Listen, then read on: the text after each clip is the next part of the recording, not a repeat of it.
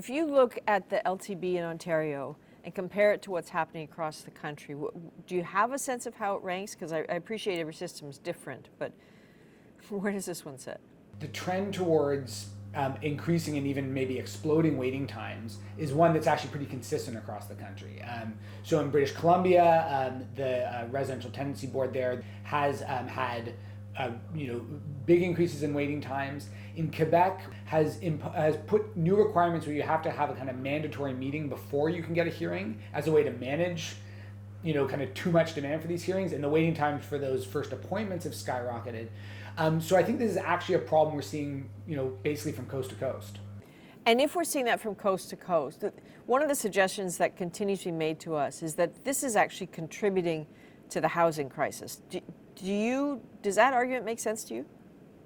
I think that the delay is definitely related to the housing crisis. Most of the cases that are brought to the LTB are brought by landlords, and usually what they're trying to do is they're trying to evict their tenant. Now, the question of why landlords are trying to evict tenants, I think is pretty easy to answer right now when you look at the fact that vacancy rates in Ontario and actually across the country are extremely low, and rents have been rising very quickly.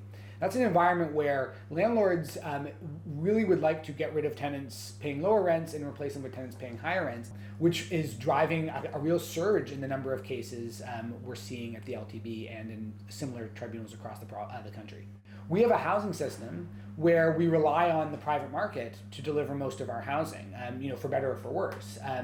And in that system, landlords are trying to make money by operating rental housing. And you can't necessarily blame them for doing that. They're going to look to maximize the amount of money they're making. It's also probably true that when rents are rising the way that they are, there are going to be more tenants who are having trouble paying the rent, which means landlords who are saying, look, we're just trying to collect our rent and they're not paying.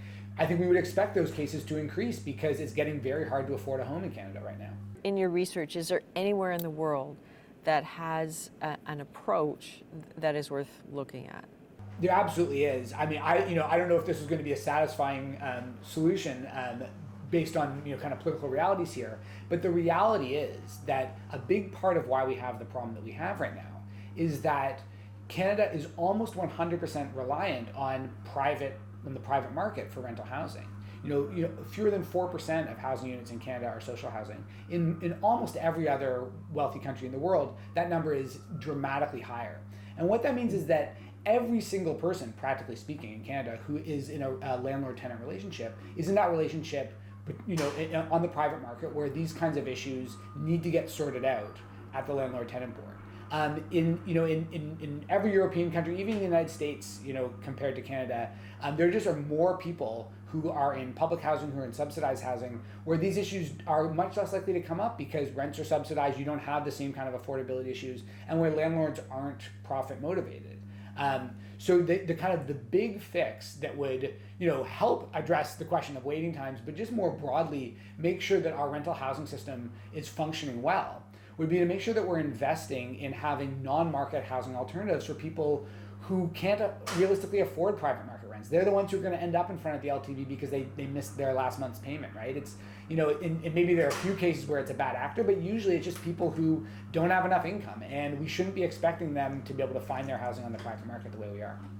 So if you can't restructure your country and put in more nonprofit housing, if you don't have time to build new housing, at the very least, staff up these entities so that hearings can happen quickly and people can feel like there's some remedy for what's wrong. Yeah, that's right. Exactly. Tomorrow, what you should do is you should change the zoning rules to allow there to be more housing built. You should announce increases in funding for social housing, and you also should staff up at the LTB. Okay. Thank you.